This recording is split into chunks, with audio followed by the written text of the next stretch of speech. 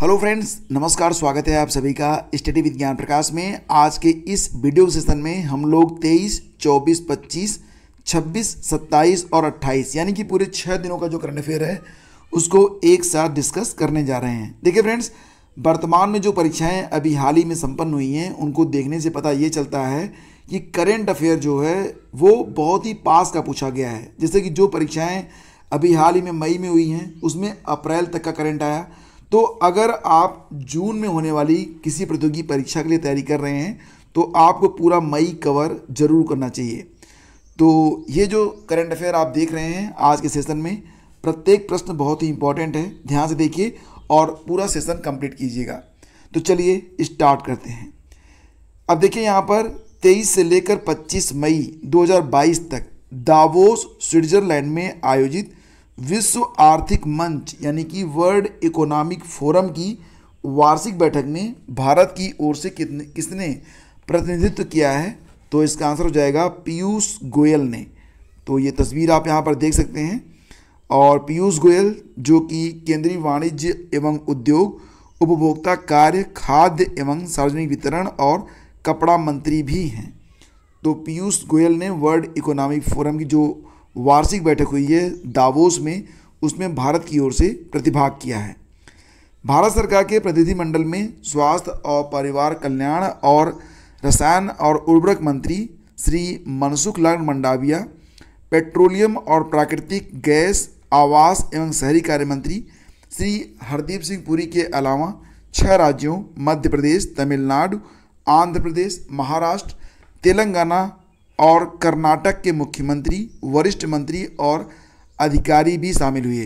अब यहाँ पर एक रोमांचक घटना हुई थी जब ये पूछा गया था पीयूष गोयल जी से कि भारत और रूस में वर्तमान में जो रूस ने डिमांड करी है भारत से पेमेंट के लिए, तो क्या भारत रूस को रूबल में पेमेंट करेगा?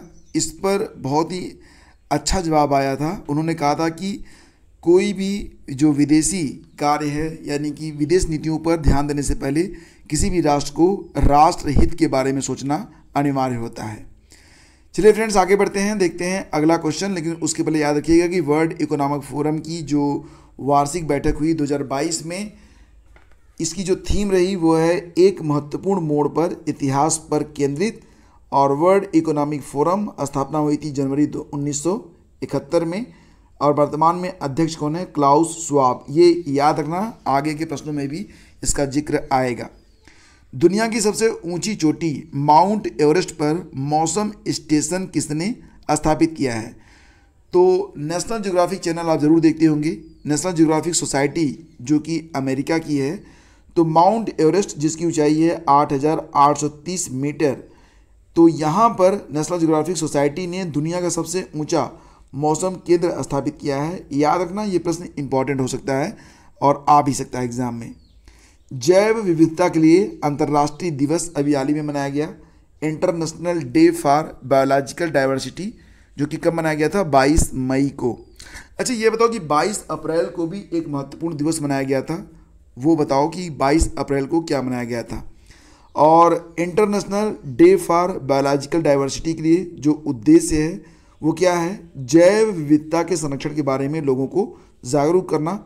और 2022 में इसकी थीम क्या है? सभी जीवन के लिए एक साझा भविष्य का निर्माण। ब्रिक्स देशों के पर्यावरण मंत्रियों की 8वीं बैठक की अध्यक्षता किसने की है? ब्रिक्स देशों के पर्यावरण मंत्रियों की जो बैठक हुई है, और हाल ही में ब्रिक्स देशों की संस्कृति मंत्रियों की बैठक भी संपन्न हुई है। तो पर्यावरण मंत्रियों की जो बैठक हुई 8वीं बैठक, इसकी अध्यक्षता की गई है चीन के द्वारा। इसमें भारत की ओर से प्रतिभाग किया है भूपेंद्र यादव ने, जो कि केंद्रीय पर्यावरण, वन और जलवायु परिवर्तन मंत्री हैं। तो याद रखना इसको भी। और वैसे भी ब्रिक्स देशों का जो वर्तमान इस समय 2022 में जो सम्मेलन होगा, मुख्य सम्मेलन, उसकी अध्यक्षता चीन ही करेगा। उसके पहले अलग अलग बैठकें हो रही हैं जिसकी अध्यक्षता चीन के द्वारा की जा रही है। हम्बोल्ट रिसर्च अवार्ड 2022 किसे प्रदान किया गया? बहुत ही अच्छा प्रश्न है और बहुत ही इम्पॉर्टेंट है। हम्बोल्ट रिसर्च अवार्ड 2022 अभी हाल ही में प्रदान किया गया दिल्ली विश्वविद्यालय के वैज्ञानिक और प्रोफेसर इंद्रजीत सिंह को। इंद्रजीत सिंह, याद रखना ये नाम। और ये प्रश्न काफ़ी इम्पॉर्टेंट हो गया है। और हम्बोल्ट अवार्ड के अंतर्गत कुल कितना इनाम दिया जाता है? तो लगभग 49 लाख रुपए, मतलब 60,000 यूरो की जो राशि है वो इनाम के तौर पर दी जाती है। हम्बोल्ट रिसर्च अवार्ड को हम्बोल्ट प्राइज़ भी कहते हैं और यह पुरस्कार अलेक्जेंडर वान हम्बोल्ट फाउंडेशन, जिसका मुख्यालय कहाँ पर है? जर्मनी। तो जर्मनी की ओर से जर्मनी से बाहर अंतर्राष्ट्रीय ख्याति वैज्ञानिकों और स्कॉलर्स को उनकी लाइफ टाइम रिसर्च के अचीवमेंट के लिए प्रदान किया जाता है। तो याद रखना, इंद्रजीत सिंह जी का नाम हम्बोल्ट रिसर्च अवार्ड 2022 के लिए। फिर अगला क्वेश्चन है, केंद्रीय वाणिज्य और उद्योग मंत्रालय के अनुसार वित्त वर्ष 2021-22 में भारत को किस देश से सबसे अधिक विदेशी निवेश यानी कि FDI प्राप्त हुआ है? तो सिंगापुर 27%, यानी कि कुल जो FDI भारत को मिला उसमें 27% हिस्सा जो है वो सिंगापुर का है। भारत ने वित्त वर्ष 2021-22 में कुल 83.57 अरब अमेरिकी डॉलर का FDI प्राप्त किया है। तो ये आंकड़ा आपको बिल्कुल याद होना चाहिए। वित्त वर्ष 2021-22 में भारत ने कुल कितने FDI के तहत धन को प्राप्त किया है? तो 83.57 अरब अमेरिकी डॉलर, 83.57 अमेरिकन USD। ठीक है, तो याद रखना। और जो शीर्ष 3 निवेशक देश हैं उसमें पहला स्थान आता है सिंगापुर का, दूसरा नाम आता है अमेरिका का, तीसरा नाम है मॉरिशस का। तो अमेरिका दूसरे स्थान पर आ गया है, मॉरिशस तीसरे स्थान पर आ गया है। तो अगर प्रश्न आएगा एग्जाम में, मैं बार बार इसलिए बोल रहा हूँ ताकि आपको ये याद हो सके। ठीक है, तो भारत ने वित्त वर्ष 2021-22 में कितने अरब अमेरिकी डॉलर का प्रत्यक्ष विदेशी निवेश प्राप्त किया है? तो कुल मिला के 83.57 अरब अमेरिकी डॉलर, जिसमें सबसे ज़्यादा 27% जो निवेश है वो सिंगापुर की ओर से आया है, उसके बाद फिर अमेरिका की ओर से। तीरंदाजी विश्व कप 2022 के दूसरे चरण का यह जो दूसरा चरण होगा ये कहाँ पर आयोजित किया जा रहा है? तीरंदाजी विश्व कप 2022 का जो दूसरा चरण है ये कहाँ पर आयोजित हो रहा है फ्रेंड्स? तो इसका आंसर हो जाएगा दक्षिण कोरिया के ग्वांगजू में, ग्वांगजू। ठीक है, तीरंदाजी विश्व कप 2022, जिसे हुंडई तीरंदाजी विश्व कप भी कहा जाता है, ये विश्व तीरंदाजी समूह के द्वारा प्रतिवर्ष आयोजित किया जाता है। तो इसका जो दूसरा चरण है वो कहाँ पर हो रहा है? दक्षिण कोरिया में आयोजित किया जा रहा है। किस अफ्रीकी देश में जंगली पोलियो वायरस टाइप 1 का पहला मामला मिला है? जंगली पोलियो वायरस टाइप 1 का जो पहला मामला है ये देखने में मिला है कहाँ पर? मोजाम्बिक में। स्पेनिश ग्रैंड प्रिक्स 2022 का खिताब किसने जीता है?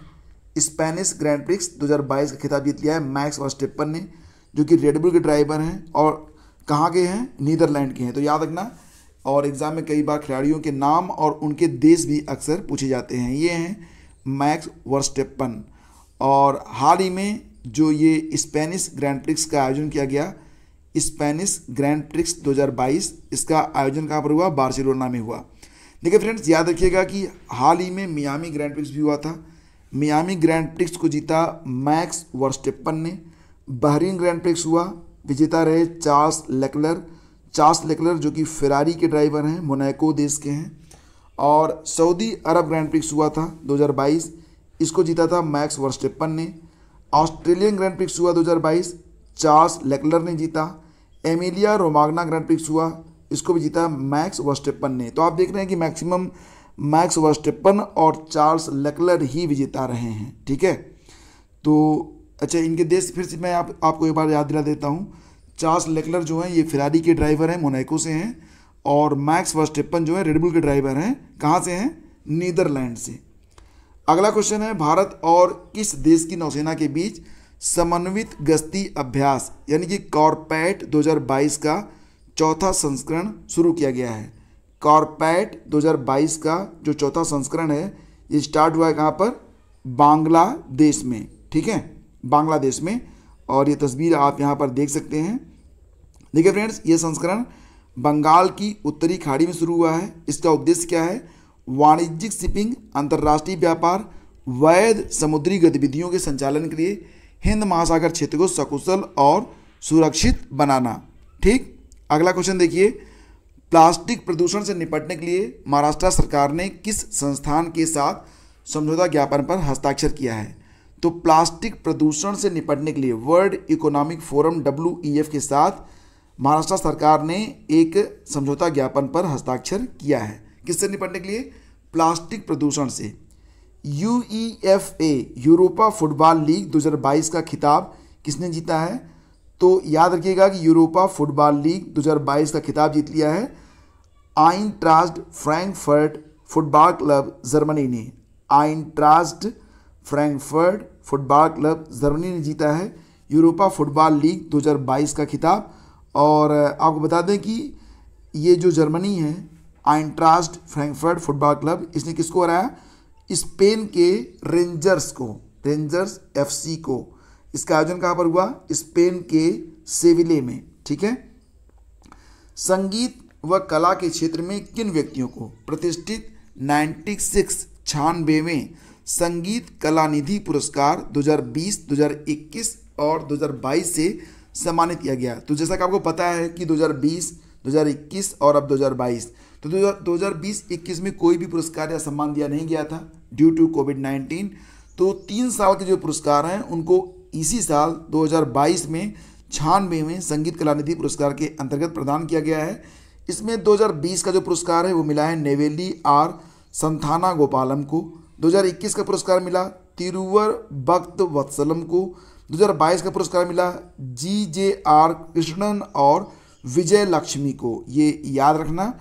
और आपको बता दें कि संगीत कला निधि पुरस्कार मद्रास संगीत अकादमी के द्वारा कर्नाटक संगीत क्षेत्र में दिया जाने वाला सर्वोच्च पुरस्कार माना जाता है। अगला क्वेश्चन है, ब्रिक्स देशों के बहुपक्षीय bank new development bank NDB द्वारा भारत में पहला क्षेत्रीय कार्यालय यानी कि रीजनल ऑफिस खोला गया है। NDB यहाँ पर ये जो NDB है बहुपक्षीय बैंक है, ये न्यू डेवलपमेंट बैंक। तो न्यू डेवलपमेंट बैंक यानी कि NDB का जो भारत में पहला मुख्यालय है, क्षेत्रीय कार्यालय है, वो खुला है गुजरात में। NDB की स्थापना हुई थी 15 जुलाई 2014 में। हेडक्वार्टर चाइना में है। वर्तमान में अध्यक्ष कौन है? Marcos Prado Troyjo. अच्छा, दिल्ली के नए उपराज्यपाल कौन बने हैं? अनिल बैजल ने हाल ही में इस्तीफा दे दिया। उसके बाद दिल्ली के नए उपराज्यपाल कौन बने हैं? तो बताओ इनका नाम क्या है? ये हैं विनय कुमार सक्सेना जी। विनय कुमार सक्सेना बन गए हैं दिल्ली के नए उपराज्यपाल, याद रखना। ठीक है। जापान में आयोजित क्वाड लीडर्स शिखर सम्मेलन 2022 में भारत की अध्यक्षता किसके द्वारा की गई? तो जापान में जो क्वाड लीडर्स शिखर सम्मेलन हुआ, इसमें भारत की ओर से प्रतिभाग किया है भारत के प्रधानमंत्री नरेंद्र मोदी ने। सम्मेलन का उद्देश्य क्या है? अमेरिका, ऑस्ट्रेलिया, भारत और जापान के बीच सहयोग को मजबूत करना और इंडो पैसिफिक क्षेत्र के विकास पर चर्चा करना। ये जो क्वाड कंट्रीज़ हैं, क्वाड का मतलब क्या होता है? क्वाड का मतलब क्या होता है, यानी क्वाड का फुल फॉर्म क्या है, ये बताओ आप। आगे मैं इसका आंसर आपको देता हूँ। और आपको ये भी याद दिला दो कि ये जो क्वाड कंट्रीज़ हैं इसमें 4 ही देश हैं, जिसमें कौन कौन है? अमेरिका, ऑस्ट्रेलिया, भारत और जापान। आपदा में फंसे लोगों को रेस्क्यू करने के लिए ड्रोन फोर्स बनाने वाला भारत का पहला राज्य कौन सा बना है? ड्रोन फोर्स बनाने वाला जो भारत का पहला राज्य बना है वो आपको बताना है। और ये बहुत ही इंपॉर्टेंट है, याद रखिएगा कि ड्रोन फोर्स बनाने वाला भारत का जो पहला राज्य बना है वो क्या बना है? उत्तराखंड। ठीक है, उत्तराखंड बना है। तो याद रखना इसको भी। और आपको फ्रेंड्स बता दें कि इसके लिए 300 पुलिस कर्मियों को ड्रोन की विशेष ट्रेनिंग दी जा रही है। हाल ही में विश्व कछुआ दिवस मनाया गया, वर्ल्ड टर्टल डे। कब मनाया गया? 23 मई को। तो मई की सभी जो इंपॉर्टेंट डेज हैं उसको आप बिल्कुल याद रखना, इसमें बिल्कुल भी आपको भूलना नहीं है। और इसकी थीम है, क्या थीम है? Celebrate ask everyone to love and save turtle. ठीक है, ask everyone to love and save turtle. प्रत्येक से कहिए कि वो कछुओं से प्यार करें और उनको संरक्षण प्रदान करें। तो विश्व कछुआ दिवस प्रतिवर्ष होता है 23 मई को। और अभी भी मैंने आपसे क्या पूछा? क्वाड का फुल फॉर्म क्या होता है? तो मतलब द क्वाड्रिलेटरल सिक्योरिटी डायलॉग। समझ गया? चलो आगे बढ़ते हैं। अगला क्वेश्चन है कि 12th हॉकी इंडिया जूनियर महिला राष्ट्रीय चैंपियनशिप 2022 का खिताब किसने जीता है? 12वीं राष्ट्रीय महिला जूनियर महिला राष्ट्रीय चैंपियनशिप 2022 का खिताब जीता है हरियाणा ने। तो जूनियर महिला राष्ट्रीय चैंपियनशिप 2022, इसका क्रम कितना है? 12वां। जीता किसने है? हरियाणा ने। किसको हराया? झारखंड को 2-0 से। आयोजन कहाँ पर हुआ? इम्फाल मणिपुर में। और संस्करण मैंने आपको बता दिया कि 12वां संस्करण था। पूरा नाम है हॉकी इंडिया जूनियर महिला राष्ट्रीय चैंपियनशिप 2022। किसने जीता? हरियाणा ने। नेक्स्ट क्वेश्चन है कि संभव पोर्टल को किसने लॉन्च किया है? संभव पोर्टल को लॉन्च किया गया है बिजली उपभोक्ताओं के लिए उत्तर प्रदेश सरकार के द्वारा, ताकि जो बिजली के उपभोक्ता हैं वो सीधे सीधे अपनी शिकायत करके उसका निवारण प्राप्त कर सकें। तो संभव पोर्टल, अगर आपको बिजली से संबंधित कोई दिक्कत है तो आप संभव पोर्टल पर अपनी शिकायत दर्ज करा सकते हैं। भारतीय गैस एक्सचेंज IGX पर घरेलू गैस का व्यापार करने वाली सार्वजनिक क्षेत्र की पहली भारतीय गैस उत्पादक कंपनी कौन सी बनी है? तो ये बन गई है ONGC, यानी कि oil and natural gas corporation limited. मुख्यालय कहाँ पर है? नई दिल्ली में। ONGC की स्थापना कब हुई थी? 14 अगस्त 1956 में। और MD और CEO कौन है? शशि शंकर हैं। अगला क्वेश्चन है, विश्व स्वास्थ्य सभा के 75वें सत्र में भारत की अध्यक्षता किसने की है? तो उत्तर हो जाएगा स्वास्थ्य मंत्री मनसुख मंडाविया ने। केंद्रीय स्वास्थ्य और परिवार कल्याण मंत्री मनसुख मंडाविया ने। इसका आयोजन कहाँ पर हुआ? जेनेवा में हुआ, स्विट्जरलैंड में।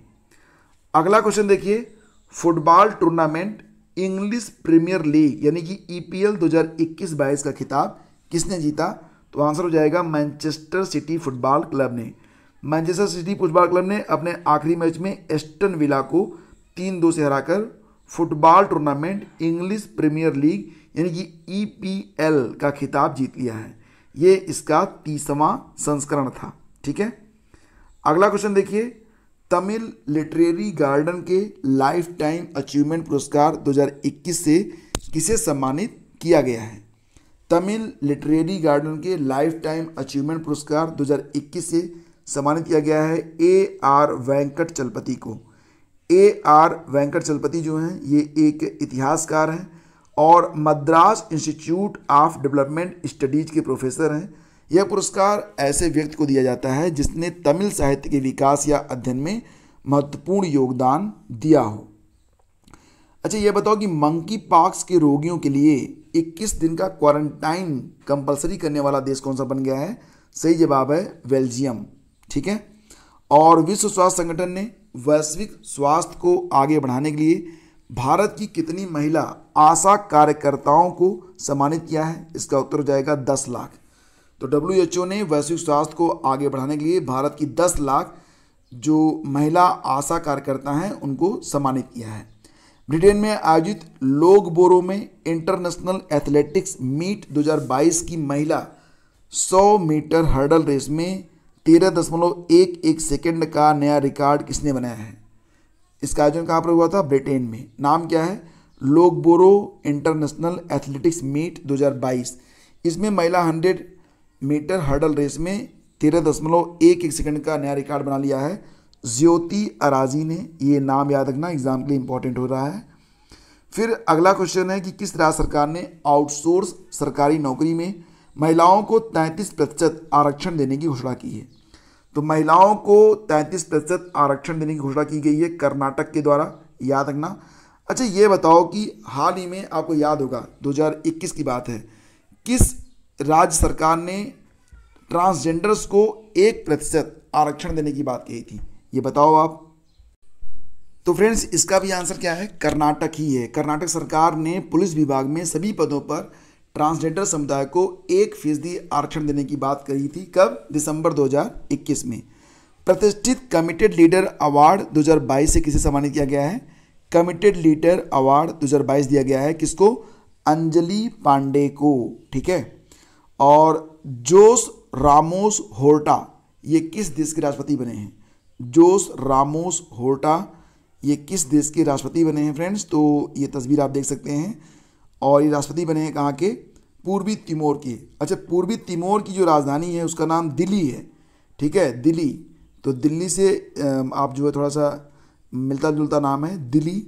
ये पूर्वी तिमोर की राजधानी है और यहाँ पर अमेरिकन मुद्रा ही चलती है, ये भी आपको याद रखना है। ठीक है, इसके बाद देखिए अगला क्वेश्चन है कि किस अंतर्राष्ट्रीय संगठन ने वैश्विक श्रम बाजार पर monitor on the world of work नामक 8वीं रिपोर्ट को जारी कर दिया है। Monitor on the world of work नामक 8वीं रिपोर्ट जारी किया गया है किसके द्वारा? ILO के द्वारा, यानी कि अंतर्राष्ट्रीय श्रम संगठन के द्वारा। इसका मुख्यालय कहाँ पर है? स्विट्जरलैंड में। रिपोर्ट के अनुसार 2022 की पहली तिमाही में दुनिया भर में 11.2 करोड़ लोगों ने नौकरियां गंवाई हैं। 2022 की पहली तिमाही में वैश्विक स्तर पर काम करने वाले घंटों की संख्या में संकट पूर्व बेंचमार्क में 3.8% की कमी हुई है और यह 112 मिलियन पूर्णकालिक नौकरियों की कमी के बराबर है। तो याद रखना इस रिपोर्ट के बारे में। Monitor on the world of work नामक जो रिपोर्ट है इसे ILO ने जारी किया है और ये इसका 8वां संस्करण है। ILO मतलब इंटरनेशनल लेबर ऑर्गेनाइजेशन, ठीक है। स्थापना हुई थी 11 अप्रैल 1919 में। मुख्यालय मिलेगा आपको जिनेवा में। डायरेक्टर जनरल कौन है? गिलबर्ट एफ होंगबो, हाल ही में नियुक्त हुए हैं गिलबर्ट एफ होंगबो। आधुनिक सैन्य विज्ञान की विश्व निर्देशिका WDMMA द्वारा जारी विश्व वायुशक्ति सूचकांक 2022 यानी कि एयर स्ट्रेंथ इंडेक्स 2022 में भारतीय वायुसेना किस स्थान पर है? तो भारतीय वायुसेना है 3रे स्थान पर, यानी कि जो सुविधाएं, जो साजो सामान और जो टेक्निक इस्तेमाल किया जाता है पूरी दुनिया की नौसेनाओं के द्वारा, उसमें टॉप 3 में 3रे स्थान पर आता है भारत की वायुसेना। पहले स्थान पर अमेरिका की वायुसेना है जिसको मिले हैं कुल 242.9 पॉइंट। रूस की वायुसेना को मिलते हैं 114.2 पॉइंट।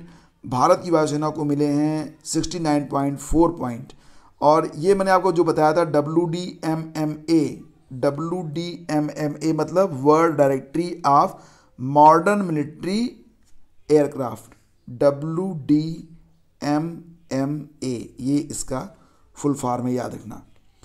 और ऑयल इंडिया लिमिटेड ने भारत का पहला शुद्ध हरित हाइड्रोजन संयंत्र प्योर ग्रीन हाइड्रोजन प्लांट कहाँ पर स्थापित किया है?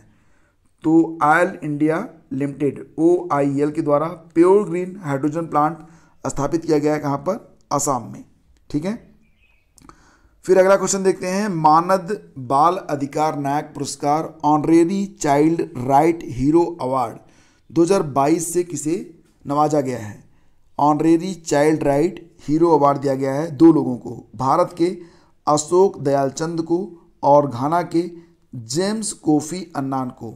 अशोक दयालचंद को यह पुरस्कार भारत में बाल विवाह के खिलाफ अभियान के जरिए लड़कियों के अधिकारों के बारे में जागरूकता फैलाने के लिए, तथा घाना के जेम्स कोफी अन्नान को यह पुरस्कार वोल्टा झील पर मछली उद्योग में लिप्त बाल दस्ता के खिलाफ अभियान चलाने के लिए प्रदान किया गया है।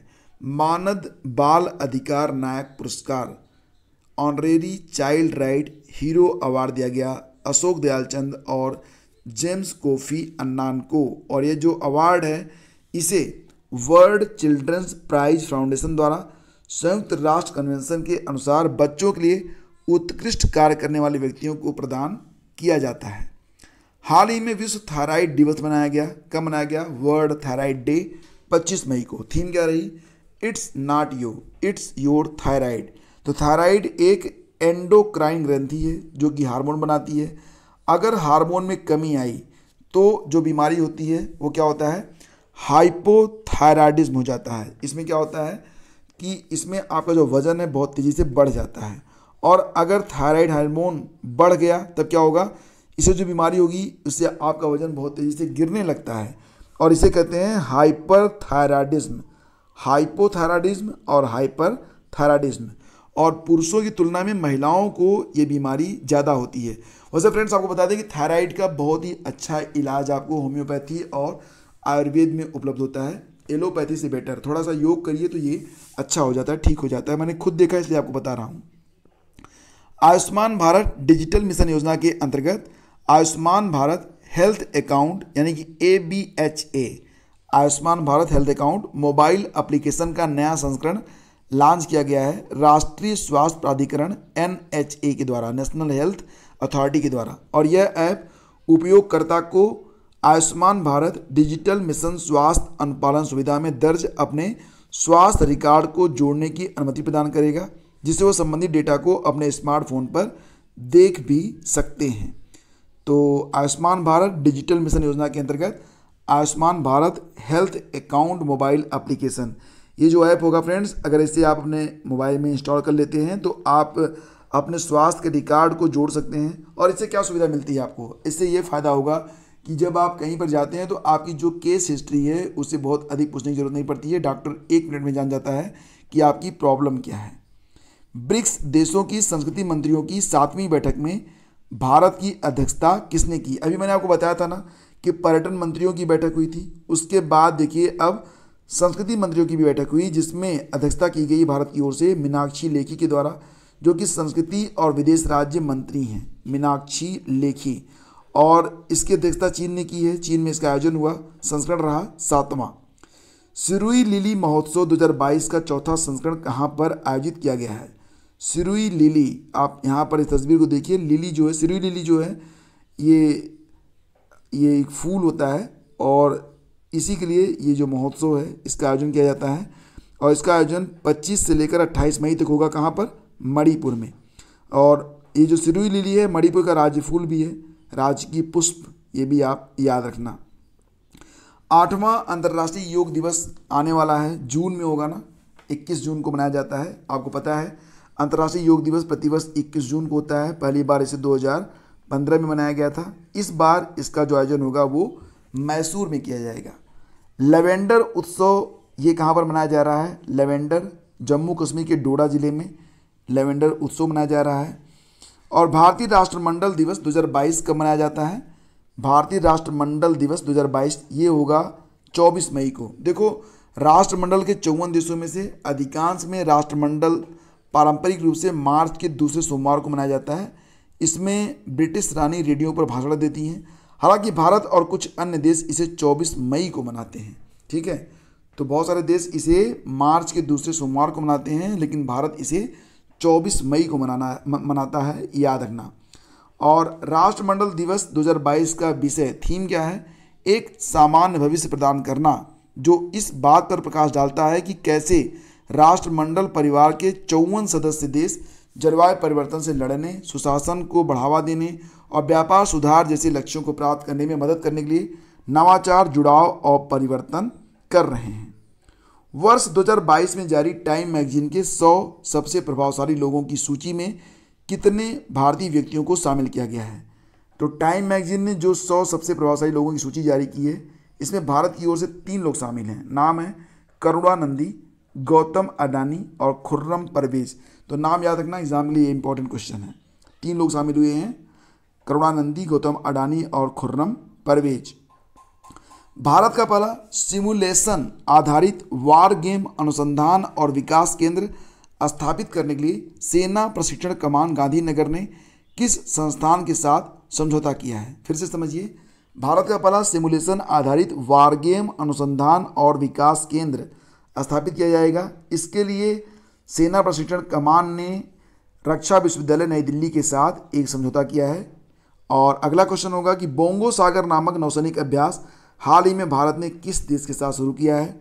बोंगो सागर नामक जो नौसैनिक अभ्यास है इसे भारत और बांग्लादेश मिलकर करते हैं। आप तस्वीर में यहाँ पर देख सकते हैं। और इसका उद्देश्य क्या होता है? दोनों सेनाओं की नौसेनाओं के बीच, यानी कि दोनों देशों की जो नौसेनाएं हैं उनके बीच परस्पर तालमेल और संचालन कार्रवाई कौशल को विकसित करना। और इसका आयोजन होगा मंगला बंदरगाह बांग्लादेश और बंगाल की खाड़ी में। इसका संस्करण होगा 3रा। फिर देखिए, विश्व आर्थिक मंच द्वारा जारी यात्रा और पर्यटन प्रतिस्पर्धात्मक सूचकांक 2021 travel and tourism competitiveness index 2021 में भारत किस स्थान पर है? तो देखो फ्रेंड्स, इसमें भारत की जो रैंकिंग है वो कितनी है? 51 है, 54वें स्थान पर। 2019 में जो रैंक जारी हुई थी उसमें भारत 46वें स्थान पर था। और रिपोर्ट के अनुसार भारत एशिया में शीर्ष प्रदर्शन करने वाला देश भी है। इसकी थीम है rebuilding for sustainable and resilient future. सूचकांक में जापान, अमेरिका, स्पेन और फ्रांस संयुक्त रूप से पहले स्थान पर रहे हैं। जारी कौन करता है? World economic forum. इसका मुख्यालय कहाँ पर है? कोलोगनी में है, स्विट्जरलैंड में। और अध्यक्ष कौन है? अध्यक्ष हैं क्लाउस श्वाब, जैसा कि मैंने आपको बताया था। जरूर याद रखिएगा वर्ल्ड इकोनॉमिक फोरम के बारे में, इसका मुख्यालय और अध्यक्ष का नाम, क्योंकि एग्जाम के लिए बहुत ही इंपॉर्टेंट है।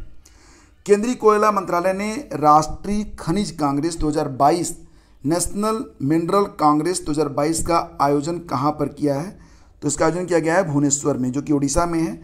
और इसका उद्घाटन किसने किया है? कोयला सचिव अनिल कुमार जैन ने, जो कि विश्व खनन कांग्रेस की भारतीय राष्ट्रीय समिति के अध्यक्ष हैं। वर्तमान कोयला मंत्री कौन है? प्रहलाद जोशी हैं, याद रखना। फिर अगला क्वेश्चन होगा, ई कॉमर्स उद्यम JSW1 प्लेटफॉर्म के नए CEO कौन बने हैं? इनका नाम है गौरव सचदेवा। गौरव सचदेवा। JSW के बारे में आप जानते ही होंगे। JSW समूह जो है, JSW ग्रुप एक भारतीय मल्टीनेशनल कंपनी है और यह OP जिंदल समूह का हिस्सा है। ये क्या बनाती है? स्टील। और इसकी स्थापना कब हुई? 1982 में। मुख्यालय मुंबई में है। संस्थापक कौन है? सज्जन जिंदल। IPL के इतिहास में 700 चौके लगाने वाले पहले भारतीय खिलाड़ी बन गए हैं शिखर धवन, जो कि खेलते हैं पंजाब किंग्स 11 की ओर से। तो शिखर धवन ने सनराइजर्स हैदराबाद के खिलाफ खेले गए मैच में यह खास उपलब्धि हासिल कर ली है। तो फ्रेंड्स, आज के इस सेशन के ये 50 महत्वपूर्ण प्रश्न थे। बाकी के जो प्रश्न हैं वो आने वाले दिनों में हम कवर करते रहेंगे।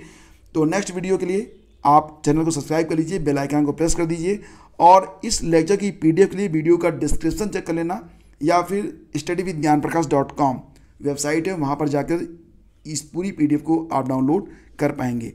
पूरा वीडियो देखने के लिए आपका बहुत बहुत धन्यवाद। Thank you so much.